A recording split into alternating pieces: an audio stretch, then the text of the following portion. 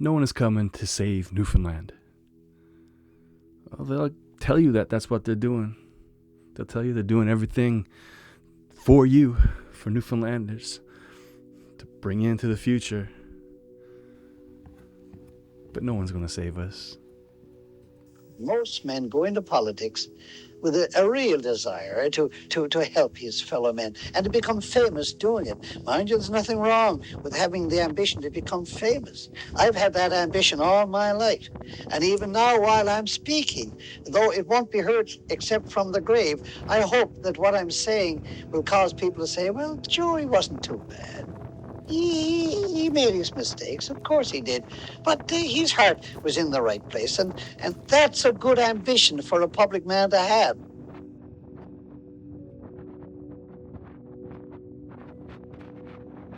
The one reporter, by the way, says that I am conspicuously absent in addressing my legacy. Well, he need not worry anymore, because here I am. So, Muskrat Falls, over budget? Yeah. Over schedule? Yeah. Ideal? No. But that's the very nature of mega projects. I know that history will prove the value of Muskrat Falls and its worth. What we must also remember, and the critics selectively choose to ignore, is that we need the power that Muskrat Falls will produce. And we'll need it in the future.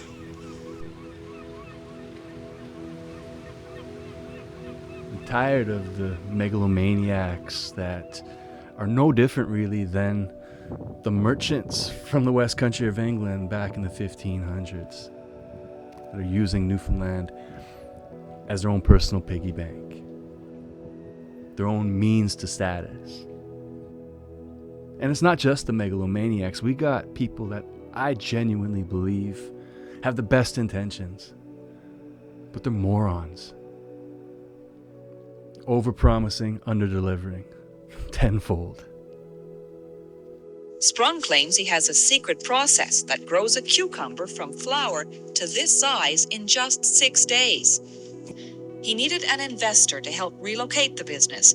He found Premier Petford of Newfoundland. When I saw it and saw the thing actually growing, and a cucumber in 6 days, what could you say? I mean, here is the evidence, Exhibit A. And then I said, holy smoke, let's Newfoundland be first in something. I know in my own heart and soul that what we have here is going to work, so it's only a matter of time, and there'll be cucumber over all kinds of people's faces.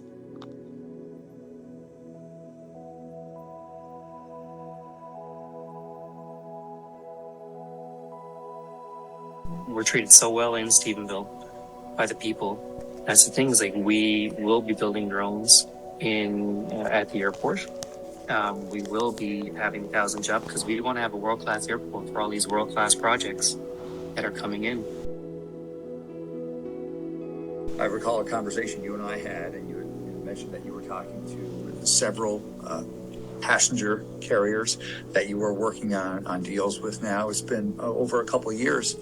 What is the status of those talks, and when can we expect to see a passenger service at the airport?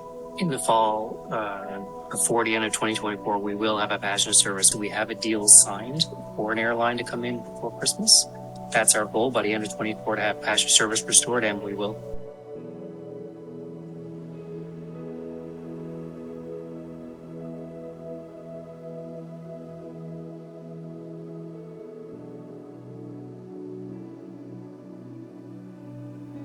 Nope, there won't be a savior. But we don't need one. We've been figuring this out on our own for a long time. In fact, it's safe to say we've been figuring it out for ourselves since long before we were ever part of Canada. And I'm sure it's like this everywhere, but we've had more than our share of silver-tongued idiots promising a better future.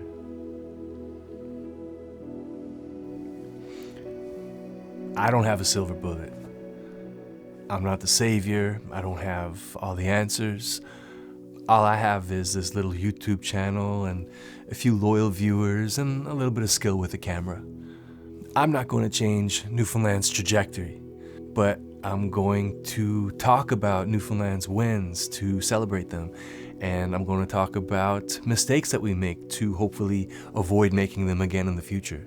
I choose to do what I do on YouTube because it's pretty much the only social platform out there that doesn't make me want to take my phone and throw it through my laptop screen and then take my laptop and then throw it through my TV.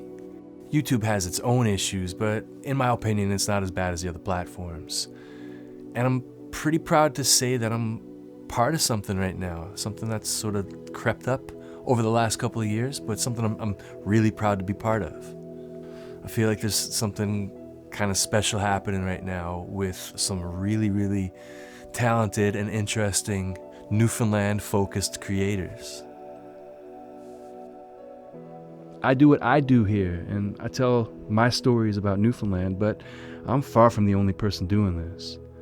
There are a bunch of other great creators right now showing and telling their versions of Newfoundland.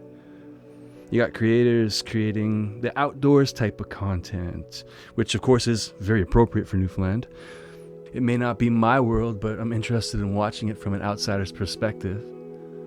But there are other amazing channels too. And none of the ones that I watch regularly play on making you mad. Not one of them tries to bait you in by getting you upset about foolishness.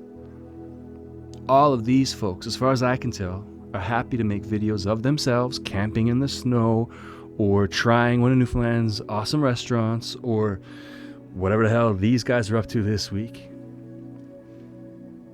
We're not, none of us, going to save Newfoundland or drag the lot of us into better days ahead by sharing silly videos on YouTube. But we're doing something, all of us, doing something positive, presenting our versions of Newfoundland in a positive light. My videos aren't everybody's cup of tea. My clothes, the way I present myself, the way I sound as a Newfoundlander doesn't hit with everybody. But I'm not going to stop. I love doing this stuff. And I can tell all of these folks love what they're doing because they look like they're having fun while they're doing it. What really gives me hope, though, it's something more concrete, more palpable. It's the serial entrepreneur who can't stop succeeding with small business after small business. The guy carrying on the family business into the next generation.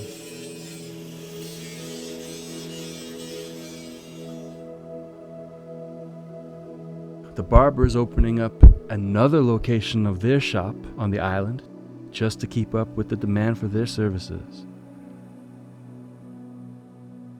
Maybe it's the social entrepreneur whose small business is changing countless women's lives in a bunch of ways.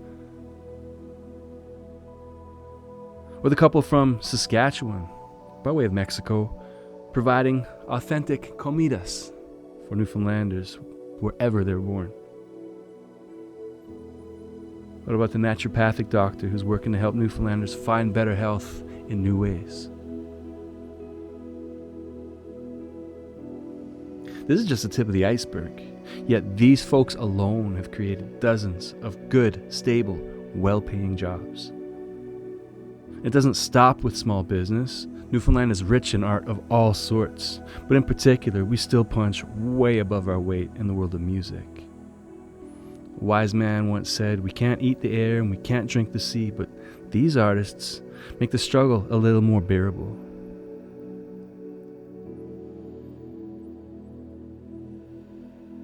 No one is coming to save us, but we don't need anyone to save us.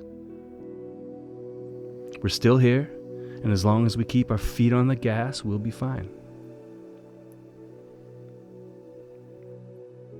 Thank you for watching this one. If you enjoyed it, maybe you'll enjoy this one over here. If you click into that one, I'll see you there. See you, loves you, bye.